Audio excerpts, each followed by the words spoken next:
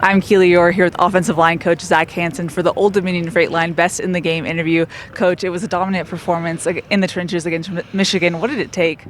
Yeah, the guys did a nice job. I think just playing them well together is the most important thing. The chemistry that we built, in that group, and just having different guys step up in different positions and playing with the right mentality and physicality throughout the game. Yeah, you mentioned it, but there's been multiple different starting lineups throughout this season. What does it take from your room to be able to produce well at that level?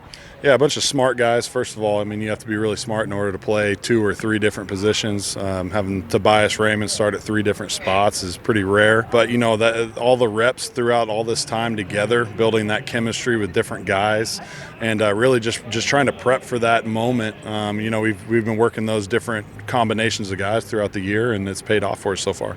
I know this is your first year with this room, but did you know that about Tobias coming in, that he had that versatility? I was kind of around when he got recruited, and I saw what his ability level was. And then after spring, I would have said that, yeah, he's going to be a pretty versatile guy. And after fall camp, there was no doubt in my mind. So he's really gotten a lot better throughout this year and showed some flashes last year, obviously, but to play at the level he's playing right now is pretty exceptional. To even have a center change midseason is incredibly difficult. Coach Riley praised John Ray Reed for just staying in it, and when he didn't get the starting spot, still practice like he was a starter. How much did that pay off when his number was called? Yeah, I'm really proud of Reed. You could see it on his face early on. He was disappointed that he got beat out. And, we've had a couple conversations and just kind of said, hey, man, we're at a crossroads. Like, you're either going to work at it and get better, or you're going to tail off and you aren't going to be ready. And, man, that guy just totally changed his perspective on, position he was in and the work ethic that he put in. And, he started carrying a script around at practice and watching Killian and has really just embraced that. And when his moment came, he was ready for it. And so he's going to continue to get better. He's very diligent about working at it. And so, excited about him and glad we brought him in.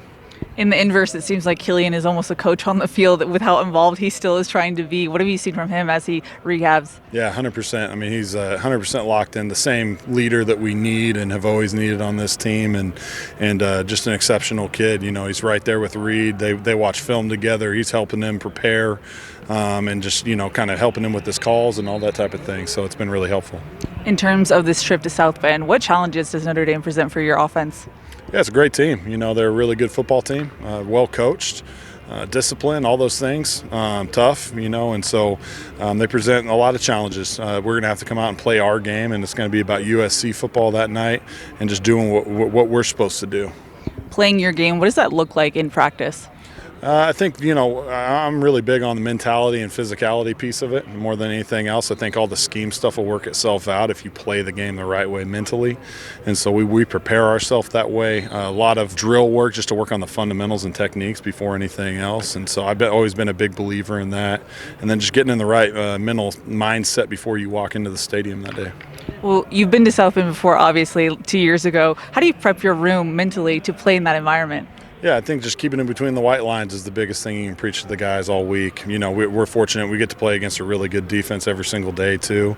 And so just giving them that confidence that, man, you're going to play against similar guys at practice.